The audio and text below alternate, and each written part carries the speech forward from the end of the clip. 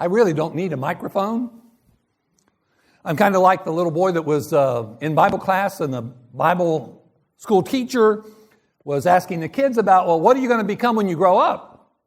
And, of course, one boy wanted to be a fireman, and another one wanted to be a policeman, and one girl wanted to be a doctor, and they just went on and on and on. And then when they got to this one boy, he said he wanted to be a preacher when he grew up. Well, he was the least likely person you would expect to become a preacher based on his behavior as a child.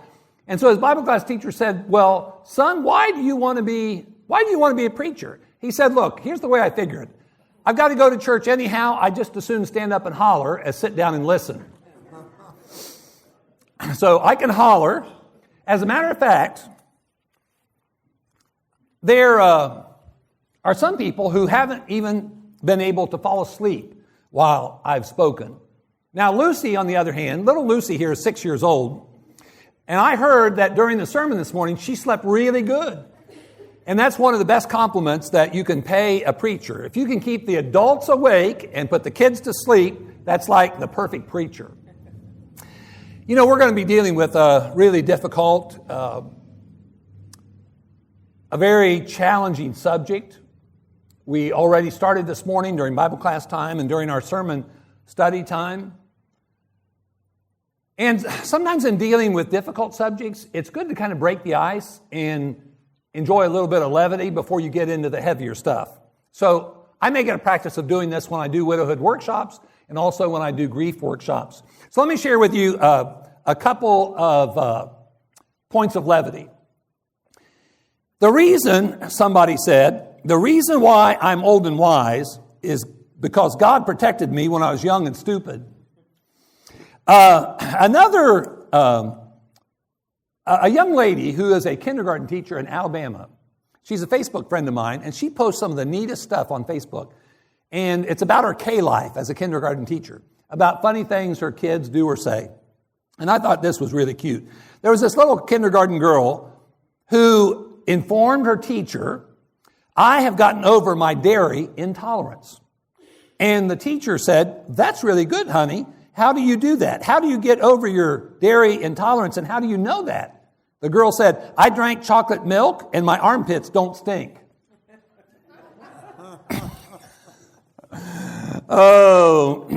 Here is something that maybe some of you mothers or fathers could relate to. When you hear the toilet flush and the words, uh-oh, it's already way too late. Here is a mother who said, without doubt, certain Legos will pass through the digestive tract of a 4-year-old boy. I know. Here's another one. No matter how much Jell-O you put in the swimming pool, you can't walk on the water.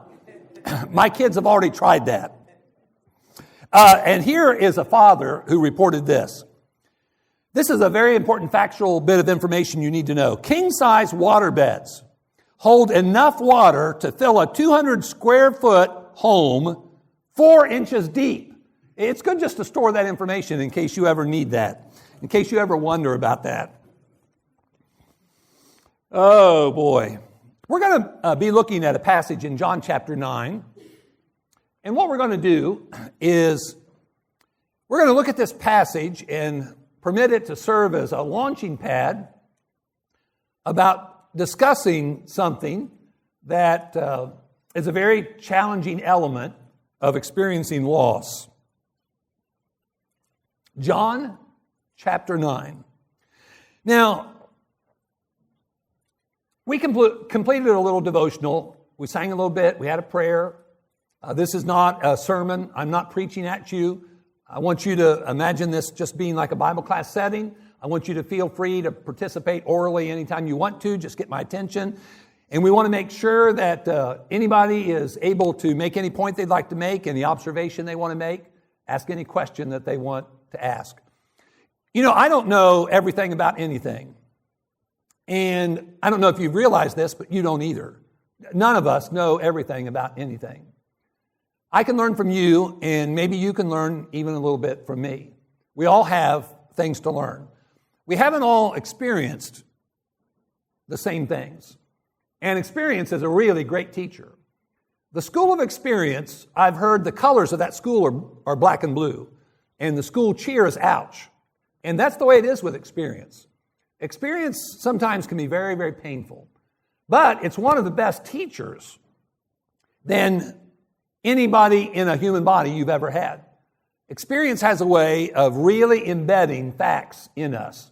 And I'm sure some of you have had some experiences that have caused you to learn things that you will never forget the rest of your life. So we are going to be talking about some pretty difficult things here to talk about this afternoon, Monday, Tuesday, and Wednesday night. But let's take a look at John 9 to introduce this subject. I really wonder if in our thought processes in dealing with our difficulties in life, if we're thinking right and asking the right questions. I really wonder that. One of the reasons why I wonder that is just like I'd mentioned earlier this morning. When we are extremely emotional, it's hard to think straight and sort stuff out. It's hard to see things clearly when we are so terribly emotional. We're going to see that later on. We're going to see that when we see Job. You know, Job in the Bible, in the Old Testament, Job said some things that were not consistent with truth. But he said what he said because it was coming from his heart. It was coming from his blurred perspective because of the heaviness of his burdens. It's hard sometimes to think straight and sort things out and ask the right kind of questions. Well, look at John chapter 9. Now, in John chapter 9, what we're going to be looking at is Jesus performing a miracle. Just look at the first few verses here. Now, as Jesus passed by, he saw a man that was blind from birth.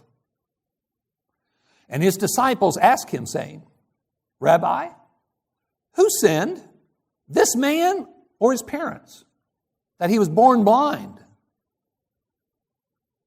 Jesus answered, neither this man nor his parents sinned, but that the works of God should be revealed in him. Now, what was the issue with this guy? What was his physical issue? He had a problem, and it's blindness. Okay. Some of us maybe know somebody who is what we call in our culture legally blind. They can see, but they can't really see very well. And then there's also something we refer to as night blindness. There are degrees of blindness. And some people, it's because maybe of cataracts, or sometimes it's because of glaucoma, or sometimes it's because of the natural aging process. There could be a detached retina issue. There's all kinds of reasons why people might experience some degree of blindness, or maybe even become eventually entirely blind. But what's of note here about this man's blindness? What's unique about this man's blindness? What's it say? He's blind from birth. Have you ever thought, just tried, and I think when you read biblical narratives, when you read these biblical stories, whether you're talking about in the Old Testament or in the life of Jesus, it's really important to try to put yourself in that setting. Try to put yourself in the skin of those people. Now imagine not just being blind, but being blind from birth. Imagine what that would be like. Imagine how limited that you'd be. What do you think other people think about somebody born blind? What would you think about somebody born blind? What thoughts would come to your mind? If you found out somebody was born blind, what would you think about that, or how would it cause you to feel? You can't help but think about what they never have seen. Never, ever have seen. Okay? What else might you think or feel?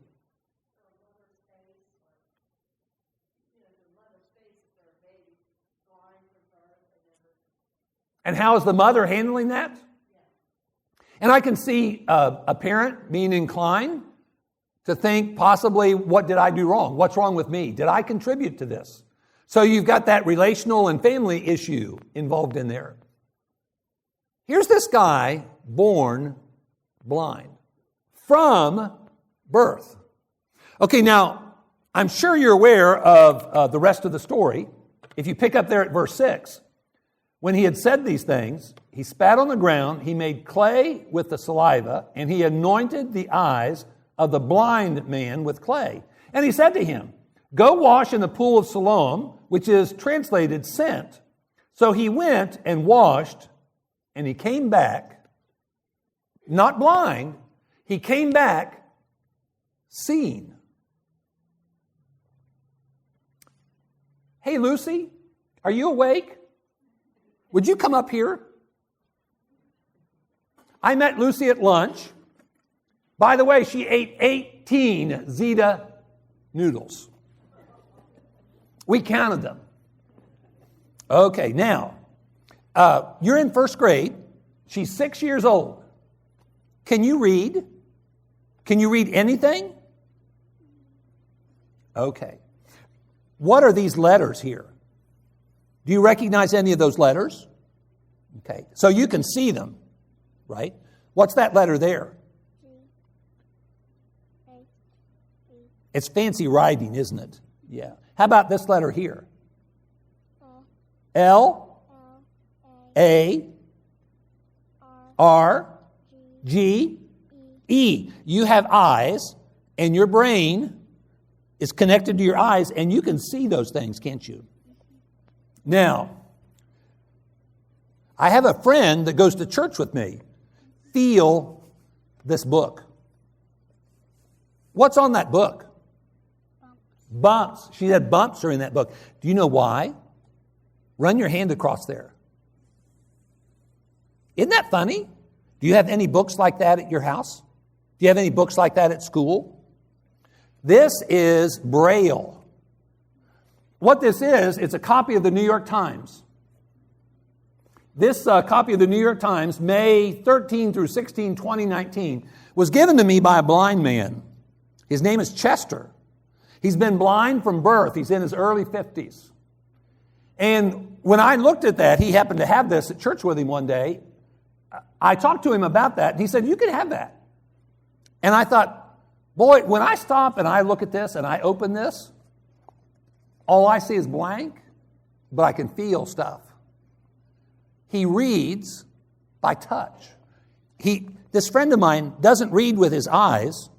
He reads by touching these. And these are letters.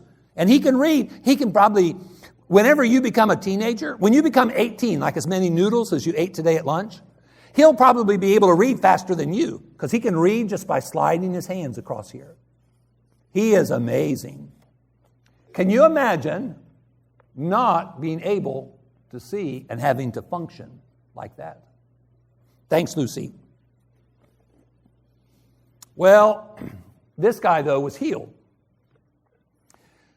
He came in contact with Jesus, and Jesus healed him. Jesus took him from being blind from birth to being able to see the sun, see the water in the pool, see the people.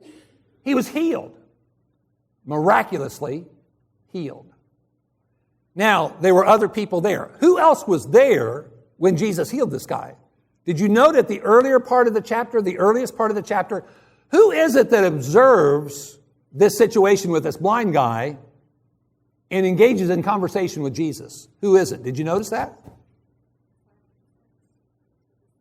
His disciples, the disciples of Jesus.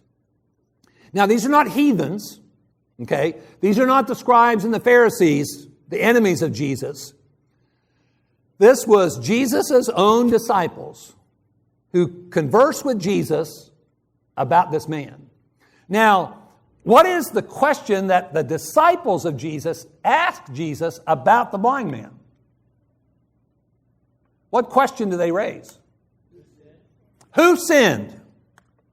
Now, that's almost like a multiple choice question, right? Okay, what's A? Because they throw it out there, what's A? This man. Now, if he's blind from birth, then when would he have had to have sinned? Before birth. While he was in the mother's womb. Now remember, this is the disciples of Jesus who are throwing this A out. Okay, what's B? His parents. Okay, that's... Now, do you see any C? There's no C option. There's no D option. Just A and B, multiple choice question. What are they getting at? Why do they raise that question? Someone to blame. Okay, someone to blame. Okay, anybody else?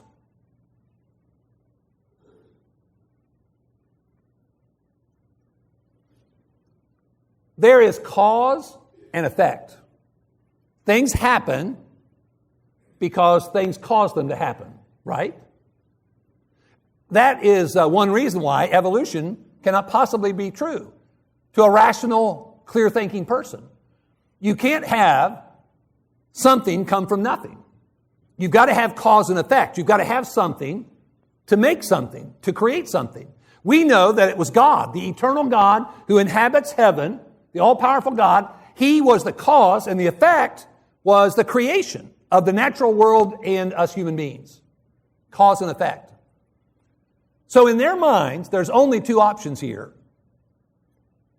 Because what they're wondering about is the same thing we wonder about sometimes when we experience loss. We have a boatload of questions that we ask. We wonder sometimes, how did this happen? When did all this start? What in the world could have caused this? Oftentimes, the million-dollar question, at least we think it's the million-dollar question, is why. We wonder why. Now, why is it that we human beings make such a big deal out of that question? And we all do. We've all asked that question. You know, in regard to the why question in your life circumstances, sometimes we feel driven to ask that question. Why? Why do we do that? Why do we ask the question why? Anybody? Because we don't understand how life is. Okay. Anybody else? Why do we ask the why question? We wonder if there's something we can do to avoid it. Is there something we can do to avoid that? Okay. Anybody else? Why do we ask the why question? What are we trying to do about these circumstances? Okay, maybe blame somebody else. Understand, okay, understand. Now, how is dealing with the why question going to help us in dealing with our loss? In our minds, what are we thinking? Why would we think that? If I understood, to use my wife for an example, in her early 50s, she was diagnosed with Parkinson's disease. It was a steep decline after that. Now, there is no definitive answer to the question why a person gets Parkinson's disease. Just like a lot of times there's no definitive answer for why a person gets cancer. You know, there are some, like for instance, I think it's interesting how we handle this, especially as Christians. You know, people who get lung cancer, not everybody who gets lung cancer is a smoker. And a lot of times when I hear people talk about a relative who gets lung cancer, they make it a point of adding to that they've never smoked a day in their life. And I totally understand that. But cirrhosis of the liver is another thing. I hear now people say non-alcoholic cirrhosis of the liver. In other words, they're wanting to point out that, you know, it wasn't because this physical condition is not because they smoked, it's not because they drank, but we want to know why, don't we? A lot of times we raise that question, it bugs us, and we feel driven to find an answer. I wonder if we're being driven to try to understand this, if we understand it, is it really going to help us if it's already happened? Let's say, for instance, one thing that they think may cause Parkinson's is genetics. Another thing that they think is brain injury. There are a number of different things in all their studies that they thought might But then if you're looking at an individual case, how do you take any of one of those mights or options and apply it to that one particular situation? You can't. So I have no idea why my wife got diagnosed with Parkinson's. I don't have a clue. I can't answer that question definitively. If I could have answered that question, would it have helped me in taking care of her? Would have it stopped her from getting worse and worse and worse? But still, we want to know why, don't we? Sometimes we want to know why something happens when it happens. Why it happens to a certain person. We're trying to understand things. Now, I want you to notice that's the drive the disciples have. They want to know why this man is in this condition. Now, I want you to look at how Jesus responded to that question. And that's where I want us to dwell on this point. Notice how Jesus really doesn't answer their question. Exactly like they are expecting. They're wanting an answer from Jesus. Do you think Jesus knew why this man was born blind? How could he have not? He was deity, divine. Look at how he responds. Neither this man nor his parents sinned. So A and B are not right answers. He says, but that the works of God should be revealed in him. Now here's what I want you to think about. The disciples are wanting to know why. Jesus says, let's forget about that. Let's deal with purpose. Let's deal with purpose. What purpose does Jesus suggest can be achieved through this man's blindness? What's Jesus say? No matter why this happened to the blind man, what can be achieved? What purpose can be achieved? God what? God can be glorified. That the works of God could be manifested in him. See, they're wondering why Jesus said, no, let's deal with something that's going to be real helpful. Let's deal with purpose. Let's assign a purpose to this man's blindness. Do you know why you're blessed? You know, when was the last time when we were just richly blessed? You know, let's say, for instance, we had a baby born to us as parents, or we had a baby born into our family and we're grandparents. And especially when it's the first one. Did you ever ask yourself, why am I so blessed? You know, if you got your dream job, you know, some door of opportunity opened up and, you know, you were just at the right time in the right place and you knew the right person and you got your dream job. Do we ask why when those things happen? If you get a big raise, do you ask why? If you get an opportunity to have the best place at the best location that you've ever had in your life, do we ask why? Why are we blessed? Now just stop and think about it. Why are we blessed? Are we blessed? Well, do blessings make you happy? Blessings make us happy, right? Are we blessed to be happy? Is that the purpose of the blessing? Now, rhetorical question. Let's flip to the other side. Why do you have problems? Why do you have trials? Why do we struggle so much in our life? What's the purpose behind that? Is it to make us sad? That would be the flip side. Are our burdens to make us sad and our blessings to make us happy? I want to suggest to you neither one's the case. Though blessings do make us happy and burdens do make us sad, do you know what the purpose of both of them is? That the works of God could be manifested in our life. What good should come from you getting that dream job or that dream house or having that baby born into your family? That the works of God would be glorified in your relationship with that child and your rearing of that child in the Lord. That God would be glorified. The blessings are not to make us happy. The burdens, God doesn't permit us to experience the burdens in our life to make us sad either, to crush our spirits. Everything, the burdens and the blessings are both so that the works of God could be manifested in our life. But that's what we have to choose.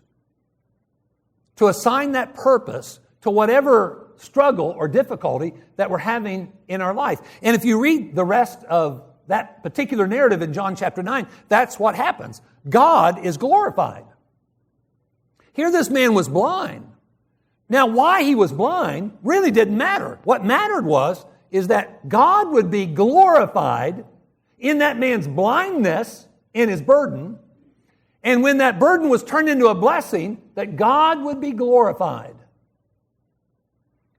Somebody goes through a difficult time in their life, a really, really difficult time in their life. It's just normal to ask why. Why am I having to experience this?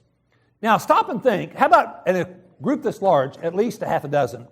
Give me a half a dozen things that a person might experience in their life. Bad stuff, burdensome stuff. At least a half a dozen that would be tough to deal with in life. What? A house fire. Okay, a house fire. By the way, anybody here ever have a house burn? Oh, that's why you said that. Okay. You have had. Okay. What else might you experience that would be really bad, really difficult? Automobile accident. Okay. I had one where Eileen Burford died in Alliance Community Hospital in the late 1980s. I was going north on State Route 45, headed toward Hartville, and this Mr. Burford, who was a retired Mennonite preacher, was headed back home east. They'd been at a wedding in Hartville at an old Mennonite church, and he was headed home that Saturday night, and he ran a stop sign. He didn't see it. I was in a 1985 Pontiac Bonneville, and he was driving a 1970-something Ford Pinto, light blue. I can still see it, clear as day, in my head. And he ran that stop sign, and I was going 45 miles an hour with full right to do so through that intersection. And I hit that car squarely at his wife's door. And she died a little bit later after they took her to Alliance Community Hospital. And the rest of his life and the rest of my life, we have to live with the reality that we were the drivers in that accident. And he ran that stop sign. That'd be a hard burden to bear, wouldn't it? If you lost your wife because of that. Anybody else? Something bad? Something difficult? Do what as a child? Loss of a child. Loss of a child. And especially if there's a miscarriage, please do not let that be neglected. That's every bit as much a loss as if that child were 2 years old. That's as real as if a child is born into this world and lives for a while and dies way too young. Sometimes we forget about the losses. We kind of discredit some losses, and that's a loss that often in our culture we discredit that. A miscarriage is a loss, a very serious loss, because that's a child, whether preborn or born later. Can you think of something else that would be really bad to experience in life? Suicide. I have a friend who came home from work, and she put her purse when she came into the house on the washer and dryer just like she always did. And she walked down the hall and she found her husband in a pool of blood in a bedroom. He had committed suicide. That made not just that day different forever, as long as she lives, but that made the rest of her life very, very different. Let me tell you about Miss Carolyn. Miss Carolyn went to the doctor, to the oncology doctor, and I went with her, and some of her family members were there as well. And it was in Canton. It was in January. It was cold and snowy that day. I remember that distinctly. And when the doctor came in and reported about her testing, she was told that she had cancer and she was terminal. She was there, her husband was there, she had children there, and I was there. After the doctor explained the situation, I asked the doctor if we could stay a little bit longer in that room, take up some of his space after he dismissed, and he gave us that privilege. So we stayed there for a little bit, and we talked about what we'd just heard, and then we prayed together. And then after we prayed together, we left. They stopped there at the office and took care of the details. And then we walked just outside of the doctor's office. And remember, I said it was cold and snowy. Her husband, whom she'd been married to for decades, was an alcoholic. He'd become a Christian when he was a late teen, but he was an alcoholic virtually all of his adult life. And she was married to him and consistently faithful to him. As a matter of fact, Miss Carolyn and only one of her children were the only two consistently faithful members of the Lord's church in her entire family. Whenever we stepped outside that building, her husband kindly said, "Let me go out to the truck and bring the truck back to the door and to pick you up." And he did that. And as he walked out there to the parking lot to get the truck, Miss Carolyn said, "Well, now remember, this is about 30 minutes after she's just heard she's terminal." She said, "Well, maybe this will bring Butch back to the Lord." She was talking about her husband. See what she did? She tried to assign a purpose. She didn't know why she got cancer. There was no telling what it was that caused her to be infected with those cancer cells. But what she decided to do was, in this terrible time in her life, she decided that she wanted some purpose to come from that, and that was her purpose. She wanted this to bring her husband back to the Lord. You know what's really neat about that? It happened. It really did. Sometimes it doesn't. But in that case, in their case, it brought him back to the Lord. But for her to have that ability, by faith, to assign that kind of valuable purpose to her suffering, when she didn't know why she was suffering, but she wanted some purpose to come from that. She wanted God to be glorified in the life of her wayward husband. Man, that's awesome. That's hard, though. Can you think of something else that might really be hard and difficult to struggle with? I'm surprised you haven't mentioned one. How about divorce? Do you think everybody who's experienced divorce wanted to be divorced? And you talk about loss. You know, you can lose a marriage in more than one way. There's a sense in which you can lose your marriage when Alzheimer's enters into that relationship. And there's a sense in which you lose your mate that way. You might lose them again whenever they have to be admitted into a nursing home. And then you're going to lose them again when they breathe their last breath. There's also the loss of a marriage by divorce. And not everybody who's experienced that wanted to experience that. Could you, though, assign a purpose? What kind of a purpose could you assign to a divorce you didn't want? How could you assign, what purpose could you assign to that divorce? Can you think of a way, what would you want to do with that life experience? Okay, spiritual growth. You can become more determined than ever to develop intimacy with the Lord, who can help you more with that situation than anybody else. I had a divorced female in her early 40s make this statement. She had experienced a husband who left her at age 29. And one of the things she said was, she said, "You know, it's hard to grapple with the fact that I wasn't good enough." You know, those are some brutal life experiences. Let me offer a suggestion about what all of us can do. You know, you could end up bankrupt, lose your business, lose your health, experience an undesired divorce. You could become a cancer patient. You could lose a wife by death. You could lose a child or grandchild by death. There's a lot of cruel things that we can experience in our life. But one thing that we can always do, if we choose to, if we want to, is we can assign a purpose to that. Does anybody know about how MAD, Mothers Against Drunk Drivers, got started? Somebody had experienced loss by virtue of a drunk driver. Haley's Hugs, that some of you are familiar with, an attempt to take the loss of a child to try to be a blessing to others.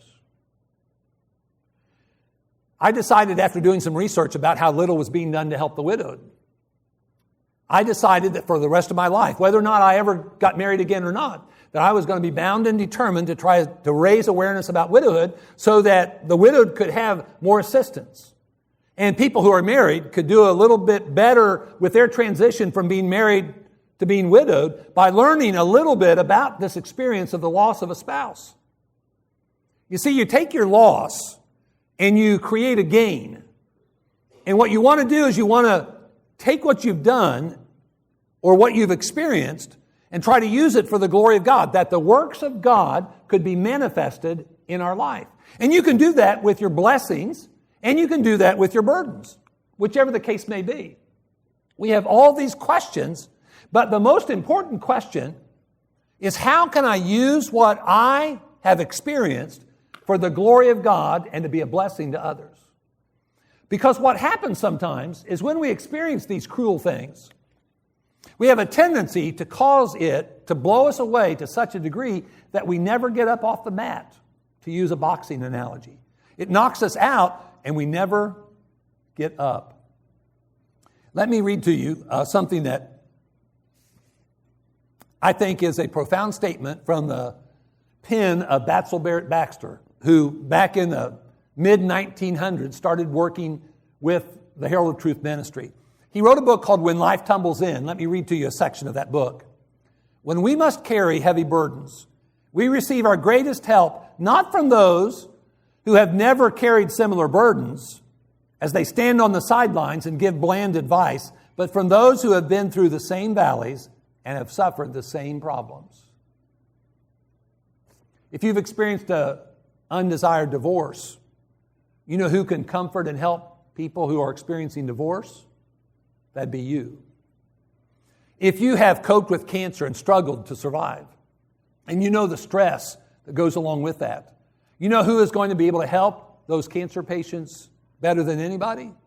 Not the preacher in the suit who's up there in the pulpit preaching about how we ought to turn our trials into triumphs, but you, if you have walked on that road. That's how you take your burdens and you turn them into blessings for other people. You glorify God by taking what you've experienced in order to help other people. And you can do that with your prosperity, your blessings, as well as we can do that and should do that with our burdens. But it's a matter of choice. We have to decide to do that ourselves. I want to finish by reading this. I know that Sunday afternoons are difficult. Most of us, including me, take naps on Sunday afternoon. And I appreciate your attention. But let me read to you something that is a very important observation, I think, about life.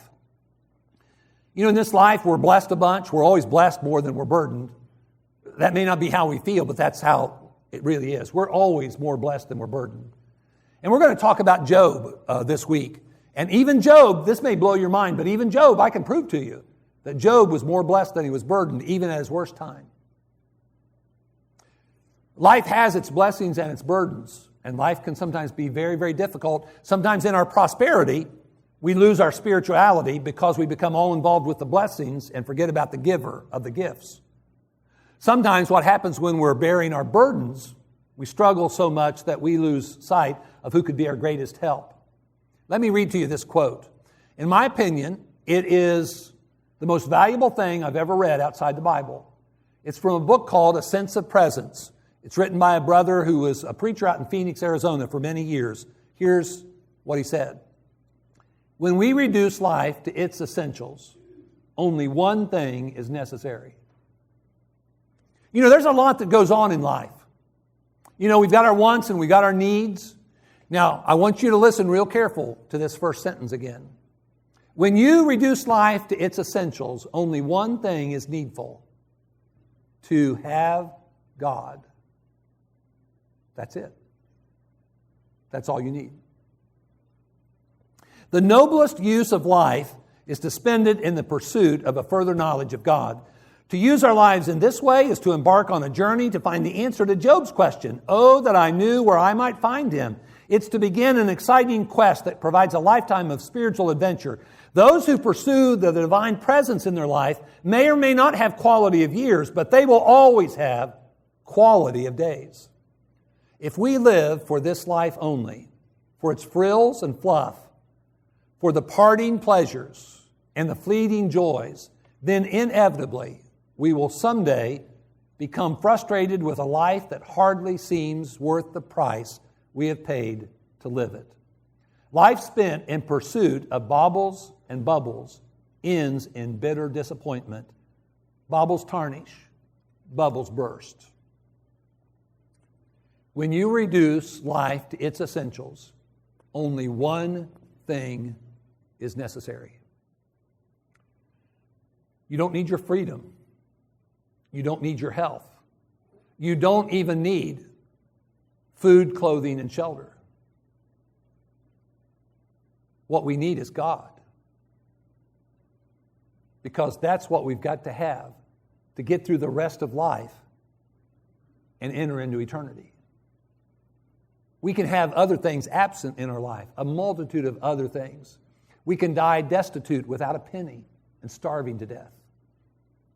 But if we have God, that's the one essential. If we live life that way, what we're going to want to do when we're greatly blessed and when we're terribly burdened is we're going to want to make sure that the works of God are manifested in our life.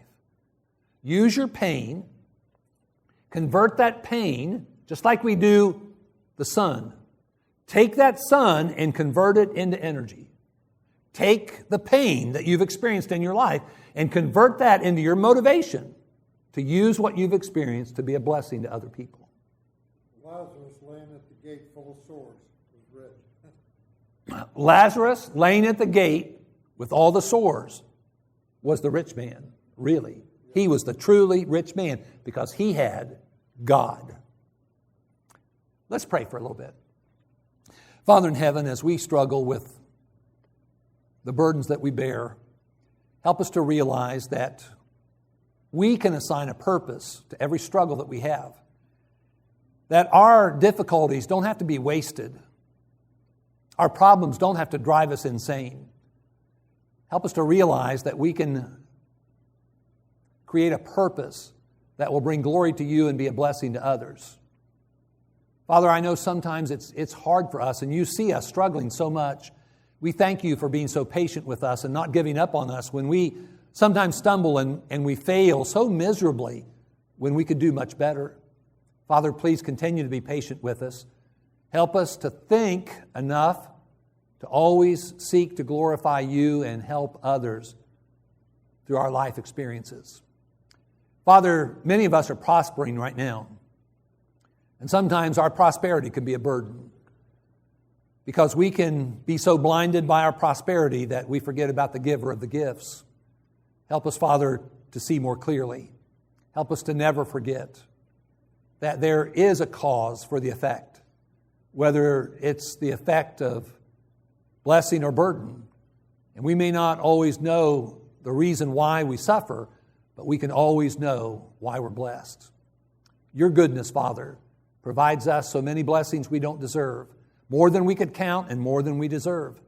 Help us, Father, to give meaning to our life no matter what we're dealing with by making sure the works that are yours are displayed in our life. It's in Jesus' name that we pray. Amen. Will, did you have anything else you needed to say? Okay. Thank you very much. I know Sunday afternoon is such a difficult time. Hopefully you'll be even a little fresher tomorrow evening. But Monday, Tuesday, and Wednesday, we're going to talk about grief, about how that makes you feel and why you feel the way you do when you are grieving. And we're going to deal with that question of why. That what some people call the $1 million question. We're going to talk a little bit about that too. So I hope you're able to come back Monday, Tuesday, and Wednesday.